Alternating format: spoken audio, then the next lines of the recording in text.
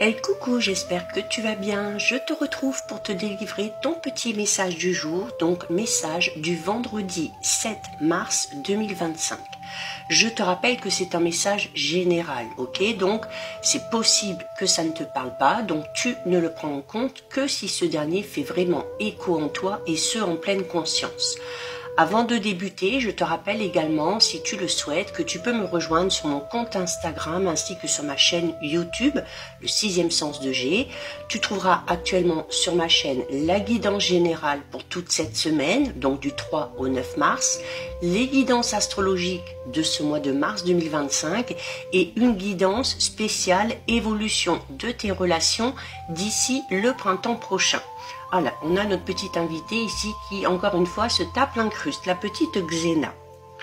Tu auras également de disponible sur ma chaîne YouTube, dès la fin de semaine, la guidance générale pour toute la semaine prochaine qui arrive bientôt.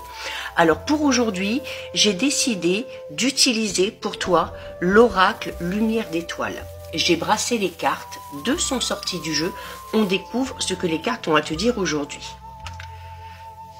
Alors, c'est peu probable, mais écoute, on a la carte numéro 26 et la carte numéro 27. C'est-à-dire qu'ici, on a d'un côté l'énergie Yang et de l'autre côté l'énergie Yin. Donc, déjà comme ça, de premier abord, on peut parler ici d'un couple, d'une union, d'une association, d'un partenariat avec entre deux personnes, avec des énergies totalement opposées, mais en tout cas, des énergies qui se complètent vraiment, d'accord? On a d'un côté quelqu'un qui va avoir du caractère, qui va passer à l'action, qui va s'imposer, qui va faire preuve de dynamisme. Et de l'autre côté, on va avoir une personne un petit peu plus tempérée, une personne qui fait les choses un petit peu plus dans la douceur, qui a tendance peut-être un petit peu à procrastiner, mais cette procrastination, eh bien, elle est tempérée ici avec cette personne qui va essayer, eh bien, de pousser un petit peu l'autre. Donc là, on a ici deux énergies vraiment complémentaires. Il se peut également ici que tu sois entouré de personnes avec des énergies un petit peu opposées et ça peut t'amener, notamment si tu as des décisions à prendre ou des choix à faire, à être un petit peu dans l'indécision. Tu vas avoir d'un côté une personne qui va te dire « Allez, il faut y aller, il faut foncer » et de l'autre côté, tu vas avoir une personne qui va te dire « Ouh là là, vas-y doucement, il vaut mieux réfléchir avant d'agir, prends le temps. » Donc, ça peut aussi, toi, te pousser à être un petit peu dans l'indécision.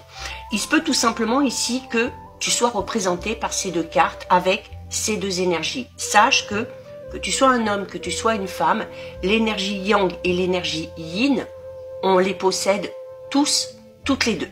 Donc ici, il faut que tu trouves le juste équilibre entre ces deux énergies, notamment si tu dois avancer par rapport à un projet, si tu dois prendre des décisions. C'est également ici le fait de faire attention à bien trouver justement cet équilibre pour ne pas être dans l'excès. C'est-à-dire, trop d'énergie Yang peut pousser à l'hyperactivité, peut pousser du coup à la fatigue et peut pousser au stress, peut-être même à certaines addictions. Et trop d'énergie Yin peut à l'inverse te pousser à te replier sur toi, à être un petit peu sur la réserve, à repousser sans arrêt l'échéance et peut-être à être un petit peu trop sensible. Donc ici, que ce soit dans un couple, dans une relation, que ce soit dans ton travail ou par rapport à un projet que tu as envie de mettre en place, on te dit que ces deux énergies sont essentielles et que si elles sont bien dosées, peuvent être vraiment complémentaires, ok? Donc, à toi de voir ici ce qui est le mieux pour toi. À toi aussi peut-être d'essayer de faire un travail sur toi pour arriver à gérer tes émotions. Arriver aussi peut-être ces deux cartes réunies dans l'excès peuvent vraiment amener à beaucoup de stress. Donc, peut-être que par rapport à la mise en place de quelque chose, peut-être que par rapport à une situation, tu dois un petit peu apaiser ton esprit.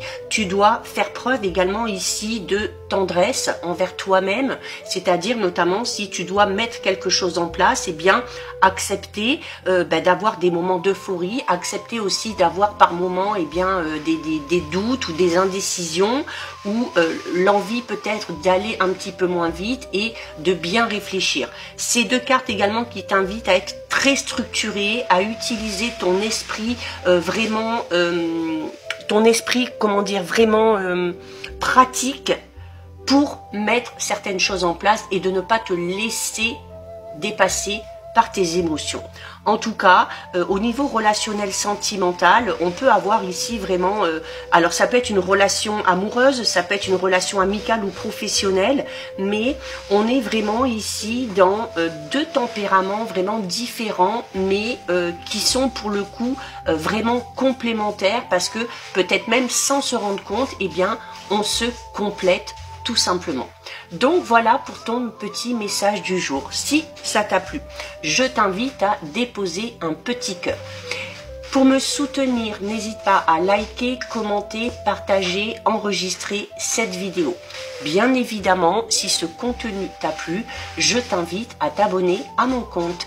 En attendant, je te souhaite de passer une lumineuse journée. Surtout, tu prends bien soin de toi et je te dis à très vite. Des bisous.